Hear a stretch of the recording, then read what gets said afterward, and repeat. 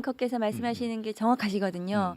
그런데 그렇게 가면 안 되는 거잖아요. 왜냐하면 우리가 검찰권 남용 때문에 검찰개혁을 하는 것이고 네. 검찰개혁의 가장 기본적인 원칙은 수사와 기소를 완전히 분리하는 것. 네. 그리고 그에 따라서 물론 형사사법체계가 지금 바뀌기 때문에 장점도 있고 단점도 있습니다. 그렇겠죠. 네. 그 단점에 대해서 그럼 그 단점을 어떻게 보완해서 국민의 피해를 최소화하면서 인권을 보장하고 범죄 피해자를 보호할 것인가 이런 제도적인 장치를 마련해야 하는데 지금도 있지만 그런데 그것을 마련하지 않고 다시 검찰에서 그것을 보완해야 된다. 이 사고는 계속 되돌이표가 될 수밖에 그러니까요. 없는 예. 것 같습니다. 맞습니다. 그래서 우리가 검찰 개혁을 어떻게 하면 성공시킬 것이냐 했을 때 뭐라고 질문을 해야 되냐면 앵커님이 늘 하는 얘기인데 그러면 그렇게 하면 박상용 검사가 박상용이. 안 나올 것인가? 그렇죠. 이걸 물어봐야 되는데 네. 항상 찬성파에서는 이렇게 하면 경찰은 누가 통제할 것인가? 그렇죠. 이야기를 하는 그러면 거죠. 그건 또 검찰이 또 통제해야 된다. 그렇게 가는 이게 겁니다. 계속 반복되더라고. 네. 이게 이제 국민적 시각에서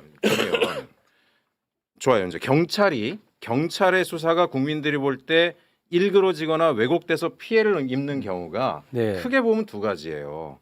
그동안의 역사적으로 하나는 검찰이 수사 단계부터 찍어 눌러가지고 사건을 비틀어 버리는 거예요. 이게 하나 있죠. 그게 이제 검찰 수사 기소 분리 얘기가 여기서 나온 거잖아요. 검경 간에.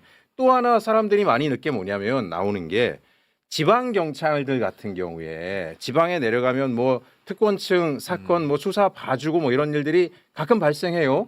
그런 경우는 사실 보면 좀 다른 게 지방 경찰 가게 되면요. 그 지역에 태어난 친구들 경찰들 초중고를 거기서 다니고 네네. 보면 그 지역에 뭐 건달 양아치하고도 다 동창이고 동문이고 몇십 년 살다 보면 친해져 가지고 수사가 비틀리는 경우들이 가끔 나와요. 네. 그 보면 제가 어느 중소도시를 보니까 그 지역에서 태어나서 초중고 다녀가지고 현지에서 15년째 수사관 하고 있는 사람들이 막 수십 명이 있는 경우도 있어요. 이런 경우는 인사 이동을 통해서도 얼마든지 해결할 수 있는 거예요. 자기 태어나서 친소 관계가 많은 곳에서는 근무를 제한하거나 하는 걸로도 얼마든지. 네. 그러면 그분들이 시민들이 어떻게 하는지 아세요? 그러면 수사 제대로 받으려면 도경에다가 수사를 해야 하면 된다 이렇게 얘기를 해요.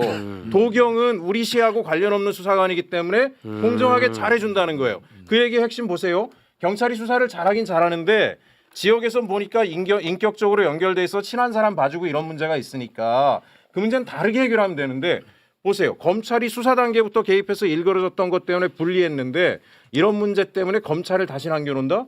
이거는 문제 해법이 아닌 거예요. 다시 그 돌아가는 소지를 거죠. 되돌리는 거잖아요. 맞아요. 예.